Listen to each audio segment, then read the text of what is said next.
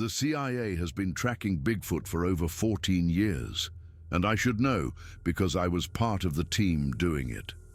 What started as a joke assignment in 1980 turned into one of the most classified operations in agency history. Something that would consume 12 years of my life and change everything I thought I knew about the world we live in. My name is Derek Shepard. I'm 36 years old, former field operative for the Central Intelligence Agency, and this is the story I was never supposed to tell. But after everything I've seen, everything I've learned, and everything the government has kept hidden from the American people, I can't stay silent anymore. March 15th, 1994. I sat in a small coffee shop in Georgetown, Washington, D.C., watching rain streak down the windows and wondering if this would be the last day I'd spend as a free man. The cafe was called Murphy's, a place that had been around since the 50s, with red vinyl booths, checkered linoleum floors, and a jukebox in the corner that still played Patsy Cline and Buddy Holly. The smell of fresh coffee mixed with bacon grease and wet wool coats. I'd chosen it specifically because it was loud, crowded, and the kind of place where nobody paid attention to anyone else's conversations. The lunch rush was in full swing. Waitresses moving between tables, dishes clattering, voices creating a wall of white noise that would make surveillance difficult. At least, that's what I told myself. Across from me sat Richard Morrison, an investigative journalist for the Washington Post who'd made his career exposing government secrets. He was 42, balding, with tired eyes that had seen too many closed-door meetings and redacted documents. He wore a wrinkled grey suit that had seen better days, a coffee stain on the left lapel that he either hadn't noticed or didn't care about. His tape recorder sat on the table between us. A small black Sony with a red light blinking steadily. Next to it, a yellow legal pad already covered with notes from our phone conversations over the past week. He'd been skeptical at first when I'd reached out through an encrypted email, but the documents I'd sent him as a preview had changed his mind quickly. Now he sat across from me, trying to process what I was about to tell him. "Let me make sure I understand you correctly," Morrison said, leaning forward and lowering his voice despite the noise around us. "You're telling me that the Central Intelligence Agency, the same organization that's supposed to be focused on foreign threats and national security, has been running an active operation to track and monitor Bigfoot, a creature most people think is a myth, since 1980? And you were part of this operation?" "That's exactly what I'm telling you," I said, taking a sip of my coffee. It had gone lukewarm, but I needed something to do with my hands. They were steady on the outside, but my heart was racing like I'd just run a marathon. What I was about to do could land me in federal prison for the rest of my life. The secrets I'd sworn to keep, the classified information I was about to reveal, every single word would be a violation of my security clearance and the non-disclosure agreements I'd signed when I joined the agency in 1982. I could be charged with espionage, treason, theft of classified documents. They could throw me in a cell and lose the key, but I didn't care anymore. Some truths were too important to stay buried, and after what I'd seen in my 12 years with Project Silverback, I knew the American people deserved to know what their government had been hiding in the forests of the Pacific Northwest. "Why?" Morrison asked. "Why would the CIA care about a cryptid that most people think is a hoax?" "Because it's not a hoax," I said simply. "Bigfoot is real. Multiple populations exist throughout North America, primarily in the Pacific Northwest, but also in pockets of the Appalachians, northern Minnesota, and parts of Canada. And the government has known about them since at least the late 70s. Morrison's pen moved rapidly across his notepad, even though the tape recorder was running. How did this start? How did the CIA get involved? I took a breath, organizing my thoughts. This story had been locked inside me for 12 years, playing over and over in my head during sleepless nights, waiting for the moment when I'd finally be able to tell someone. It started in 1979, before I even joined the agency. A Forest Service ranger named Tom Hendricks in Washington state reported a series of incidents involving an unknown primate stealing food from campsites in the Gifford-Pinchot National Forest. But these weren't your typical bear raids. The reports were consistent, detailed, and deeply disturbing. Food was taken from locked coolers that had been opened with what appeared to be deliberate manipulation of the latches, not clawed open. Camps were approached during the night, but no tracks were ever found, except for massive bipedal footprints, some measuring over 18 inches long. And Hendricks was credible, former Army Ranger with 2 tours in Vietnam, not the kind of guy prone to wild stories or seeing things that weren't there. Morrison was writing rapidly, his pen scratching across the paper. I continued. Local authorities couldn't explain it. They sent a team out, found the footprints, took casts, but nobody wanted to say what they were really thinking. So they flagged it up the chain, and eventually it reached the CIA through a circuitous route. First, it went to the Department of Interior as a wildlife matter, then to the NSA, when they were reviewing satellite data from the area and detected unusual thermal signatures, large bipedal heat signatures moving through zones where no humans should have been, moving at speeds and through terrain that didn't match any known animal. The NSA kicked it to us because it was domestic territory, and there were immediate concerns it might be related to Soviet activity. Morrison raised an eyebrow, pausing his note-taking. Soviet activity in the Washington wilderness?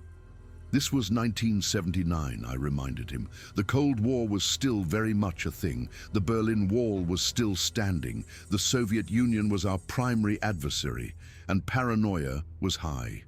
The initial theory, and I'm not making this up, was that the Soviets might be running some kind of reconnaissance operation in remote US territories, maybe testing our monitoring capabilities or looking for sites to hide equipment. There were concerns about sleeper agents, hidden supply caches, that sort of thing. So the CIA formed a small task force to investigate quietly. They called it Project Silverback, named after the male mountain gorilla, which gives you an idea of what some people were already suspecting but weren't ready to say out loud. And what did they find? I smiled grimly, the memory flooding back. Not Soviets. Something much more interesting and much more difficult to explain. In June of 1980, the task force had its first confirmed visual contact with a Bigfoot creature in the Olympic National Forest, about 40 miles southwest of Port Angeles. The creature was 8 feet tall, maybe 8.5, covered in dark brown hair that was longer and shaggier than any ape I'd ever seen in photographs. It had massive shoulders, arms that hung down past its knees, and it moved with a bipedal stride that was distinctly humanoid, but with a fluidity that was almost otherworldly. The face, what we could see of it through binoculars from about 200 yards away, was flatter than an ape's, more human-like, with a pronounced brow ridge and deep-set eyes that reflected light like a cat's. It wasn't human. It definitely wasn't any known species of ape. It was something else entirely. Morrison was staring at me now, pen hovering over paper. You're serious? You actually saw it? Completely serious. The team included myself. I was fresh out of training at the farm, just 22 years old and assigned as a junior field operative because they needed someone young and fit enough to handle the terrain. There were 3 senior agents with me, all experienced field operatives who'd worked everywhere from Central America to Southeast Asia. And we had a wildlife biologist from UC Berkeley named Dr. Patricia Chen, who had been given security clearance specifically for this mission. She'd spent years studying primate behavior and was there to help us understand what we were dealing with. We tracked the creature for 3 days through some of the most difficult terrain you can imagine: dense forest, steep ravines, areas where the undergrowth was so thick you couldn't see 5 feet in front of you. When we finally saw it, watching it move through a clearing at dawn, it changed everything we thought we knew about the natural world. How so? I leaned forward, lowering my voice even though the cafe was loud enough that nobody could overhear us.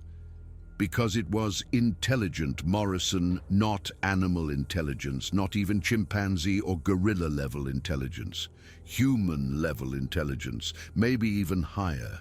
It knew we were tracking it from the very beginning. It left false trails, broken branches pointing in the wrong direction, footprints that led to dead ends. It doubled back on its route multiple times, moving in circles to confuse us. It even created distractions, throwing rocks in one direction while it moved in another. Dr. Chen said she'd never seen anything like it. This wasn't instinct. This wasn't learned behavior from watching other animals. This was tactical thinking, problem-solving, deliberate deception. This was something that understood we were hunting it and was actively trying to evade us using sophisticated counter-tracking techniques. I pulled out a file folder from my briefcase, a worn manila folder that I'd been carrying around for the past week, never letting it out of my sight. Inside were copies of documents I'd made before officially leaving the agency, Xeroxes of classified materials that could get me charged with espionage, theft of government property, and a dozen other federal crimes if the Justice Department decided to press charges. My hands trembled slightly as I slid it across the table. This was it, the point of no return. These are incident reports from 1980 to 1985, I said, keeping my voice steady. Documented sightings, tracking data, population estimates, behavioral observations, even preliminary DNA analysis. All of it classified top secret, code word clearance required, the kind of material that gets locked in safes inside other safes. Morrison opened the folder slowly, his eyes widening as he scanned the documents. His finger traced over the red classification stamps at the top and bottom of each page. Derek, these have classification stamps, official seals, document control numbers. If these are real, they're real. I can assure you of that. And I have more stored in 3 different locations, photographs taken with telephoto lenses from concealed positions, showing clear images of multiple creatures. Plaster casts of footprints, some showing dermal ridges and other anatomical details that would be nearly impossible to fake hair samples that were collected from trees and analyzed at a private laboratory under a false cover story. Even audio recordings of vocalizations, sounds that don't match any known primate or animal species. The DNA analysis alone, if it ever became public knowledge, would completely rewrite our understanding of human evolution and the primate family tree. Morrison's hands were shaking now as he held one of the pages. What did the DNA show?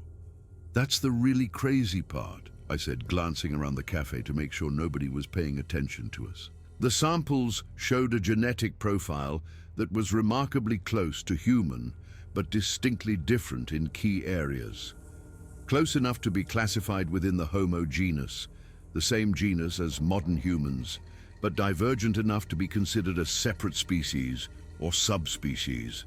The geneticists we consulted, all with the highest security clearances you can imagine, theorized that it might be a surviving population of Homo erectus, a species we thought went extinct hundreds of thousands of years ago, or possibly an unknown branch of the hominid family tree that split off from our ancestors maybe 1 million years ago and evolved in parallel.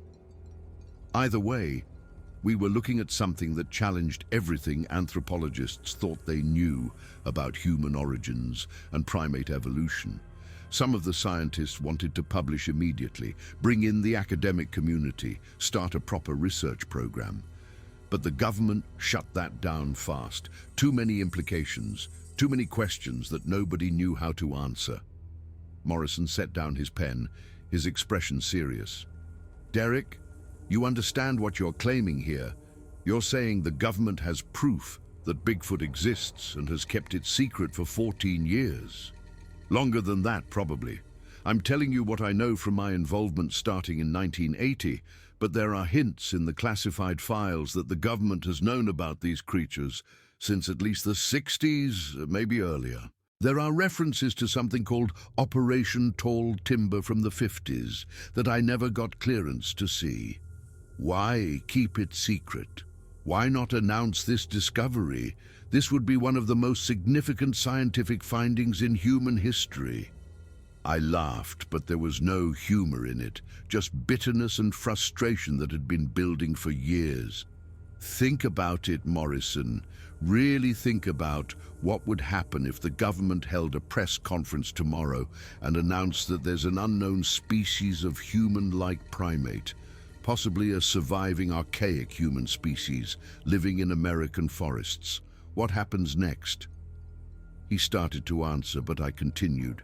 Chaos, complete and utter chaos. First, you'd have immediate panic in rural communities across the Pacific Northwest. People who live near these forests, who hike and camp and hunt in these areas, would be terrified. They'd demand action, protection, answers. Then you'd have every yahoo with a gun and dreams of glory trying to shoot one for a trophy, to be the person who brings in proof, to be famous. We're talking thousands of armed civilians flooding into remote wilderness areas. Then the scientists would descend, demanding immediate access, wanting to set up research stations, capture specimens, conduct studies. Environmental groups would be demanding immediate federal protection, massive habitat preservation, possibly millions of acres set aside as protected reserves. The logging industry would lose their minds because huge swaths of profitable timberland would be off limits. And that's all before you even begin to address the legal complications, which are absolutely mind-boggling. Legal complications. Morrison was writing as fast as he could, trying to keep up. If these creatures are intelligent, and they absolutely are, then what's their legal status under US law? Are they animals, which means they're property, resources to be managed like deer or elk? Or are they something else? Do they have rights? Are they persons under the law? If someone shoots one, is it hunting or is it murder? Is it manslaughter? What if one of them injures or kills a human? Is it a wild animal attack or an assault? Can they be held criminally responsible? Can they own land? Do they have claim to the territories they've inhabited for thousands of years? The government couldn't answer any of those questions without first revealing that the creatures exist in the first place, which would open up that whole can of worms I just described. So they decided very early on that the safest option was to keep it classified at the highest levels, monitor the populations quietly, and hope that the secret never got out. Just keep kicking the can down the road and let some future administration deal with the fallout. Morrison was writing furiously, his pen moving across the page so fast I thought it might tear through the paper. You said populations, plural. How many groups are we talking about? Where are they? As of my last official briefing in late 1993, just before I left the agency, we'd identified 17 distinct groups or family units in the continental United States and southern Canada population. Estimates ranged from 200 to 300 individuals total, though those numbers could be off by 20 or 30% in either direction, because counting them is incredibly difficult. These are small, scattered populations living in the most remote wilderness areas you can imagine, places where humans rarely go, where the forest is so thick and the terrain so rough that even experienced hikers avoid them. The largest concentration was in the Cascade Range of Washington and Oregon, maybe 80 to 90 individuals spread across multiple family groups. Then you had smaller populations in the Olympic Peninsula, the northern Rockies in Montana and Idaho, pockets of the Appalachian Wilderness in West Virginia and eastern Kentucky, the Boundary Waters area of northern Minnesota, and several locations in British Columbia and Alberta. And the CIA has been tracking all of them. Not just tracking, I corrected him. The operation was much more comprehensive than that. We were monitoring their movements using a combination of ground-based surveillance teams, motion-activated cameras hidden throughout their territories, and even satellite thermal imaging during key migration periods. We were documenting their behavior, their social structures, their feeding patterns, seasonal movements, everything we could observe without direct contact. We had anthropologists analyzing their tool use, linguists studying their vocalizations, geneticists analyzing hair and scat samples we collected. We even occasionally intervened when they came too close to human populations, using noise deterrents and scent barriers to guide them back into deeper wilderness. We had field teams deployed year-round in key areas, rotating every 6 weeks to avoid detection. I personally spent most of 1983 to 1987 in the Pacific Northwest, living in remote observation posts, sometimes for months at a time, doing nothing but Bigfoot surveillance. It consumed my life completely. "This is insane," Morrison muttered. "How has this stayed secret? How many people know?" Within the CIA, maybe 50 people total over the years, most of the field operatives, analysts who processed the data, a handful of senior officials. Outside the agency, there were contractors, geneticists, wildlife experts, all vetted and cleared. Maybe another 30 people. Everyone signed non-disclosure agreements that would send them to prison for life if they talked. The operation was compartmentalized. Most people only knew their piece of it. "So, why are you talking now? After 12 years of keeping this secret, why come forward?" I paused, choosing my words carefully. This was the part of the story that still kept me awake at night, that had fundamentally changed how I viewed the program and my role in it. In 1993, something happened that made me realize the program had changed, that we'd lost sight of what we were supposed to be doing for years. We'd operated under a strict principle of observation only. Don't interfere, don't engage, don't make contact, just document and protect from a distance. That was the prime directive. But in September of '93, a field team about 30 miles southeast of Packwood, Washington, in the Gifford-Pinchot National Forest, encountered a wounded Bigfoot creature.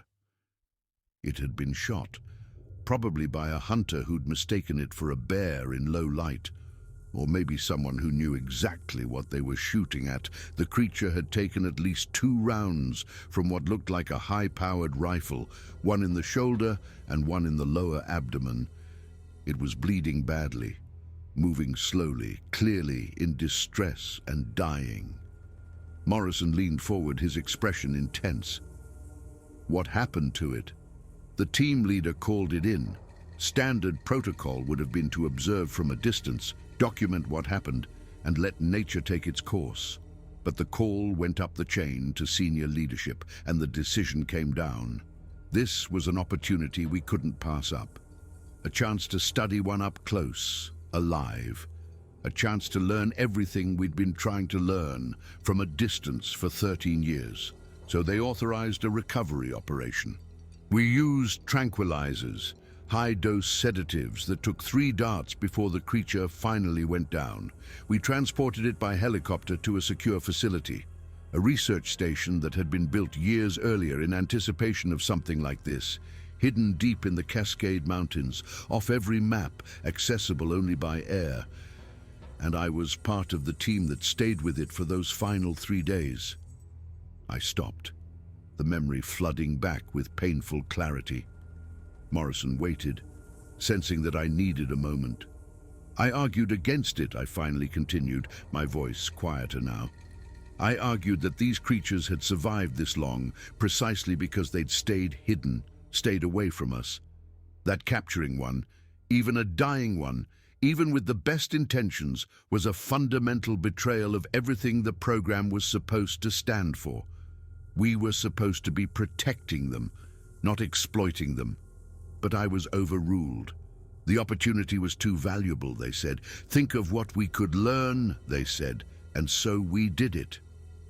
"Did it survive?" I shook my head, feeling the weight of guilt I'd been carrying for months. "It died on the 3rd day. The wounds were too severe, the blood loss too extensive, or maybe the stress of captivity was more than its system could handle. But before it died, I spent hours in that observation room, watching it through reinforced glass. And I saw something that haunts me to this day. When it looked at us, when it made eye contact through that glass, there was understanding in its eyes. Not animal fear, not simple confusion, something much deeper. It knew what we were. It knew what we were doing to it. And in those final hours, it stopped struggling. It just lay there, watching us with those deep, intelligent eyes, and I realized we'd violated something fundamental. We'd crossed a line that could never be uncrossed, and in doing so, we'd betrayed a trust that had taken 13 years to build. That's when you decided to leave? That's when I decided that the American people deserved to know the truth, that these creatures exist, that they're intelligent, possibly as intelligent as we are, that they're endangered, with only a few hundred individuals left in the wild, and that the government has been keeping them secret for decades, not to protect national security, but to avoid difficult questions. Questions about our place in the world, about what we owe to other intelligent species, about how much wilderness we're willing to preserve, about the moral implications of sharing the planet with another sentient species that was here long before we built our cities and roads. Those are questions that democracy requires us to answer openly, not hide away in classified files that nobody ever sees. Morrison was quiet for a moment, processing everything. Then he asked, "What are you hoping to accomplish by going public?" "I want people to know they exist. I want scientists to study them openly. I want environmental protections for their habitats. And I want the government to be held accountable for keeping this secret for so long. These creatures deserve better than to be hidden away like an embarrassing secret." "You know they'll come after you. The government doesn't take kindly to leaks like this, especially from former intelligence operatives." "I know, that's why I've made copies of everything. Documentation, photographs, DNA analysis, maps of population centers, audio recordings, everything. It's all stored in multiple secure locations with instructions to release it publicly if something happens to me. Insurance policy." Morrison nodded slowly. Then his expression changed. His eyes flicked past me toward the entrance, and I saw his face go pale. "Derek, don't turn around. But there's a man who just came in. Dark raincoat standing by the door. He's watching us." My blood went cold. I kept my posture relaxed, casual, but every nerve in my body went on high alert. I shifted slightly in my seat, just enough to catch the man's reflection in the chrome napkin holder on our table. Dark raincoat, still dripping with rain. Clean haircut, military precise. The way he stood, the way he held himself, that unnatural stillness that only comes from training. His eyes were scanning the room methodically, professionally, and when they landed on our booth, they stayed there. He wasn't here for coffee. I leaned across the booth and lowered my voice even more, barely above a whisper. "We're out of time. We need to wrap this up."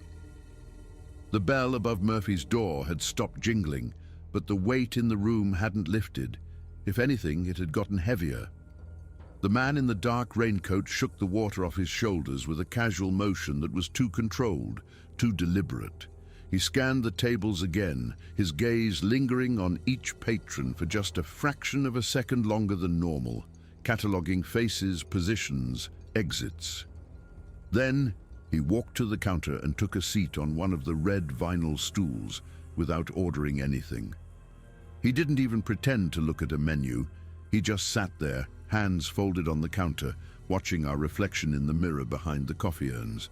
I kept my tone steady, conversational, like we were just two friends chatting over coffee. "Don't react. Keep writing. He's watching us, probably has been since we got here. Could be CIA, could be DOD, could be contractor. Doesn't matter. What matters is we need to leave, right now, casually, separate exits." Morrison's hand was trembling slightly as he wrote, but to his credit, he didn't turn around. "You said you expected them to come after you." I didn't think it would be this fast. I thought we'd have more time. I slid out of the booth slowly, dropping a few crumpled bills on the table, enough to cover the coffee and a decent tip. Morrison hesitated for just a second, then started packing the tape recorder into his coat pocket. His hands were shaking more now, fumbling with the device. "Keep the documents hidden," I whispered as I stood, pulling on my jacket. "Not on you. Not at home. Somewhere they won't think to look. And Morrison, be careful. These people don't play games."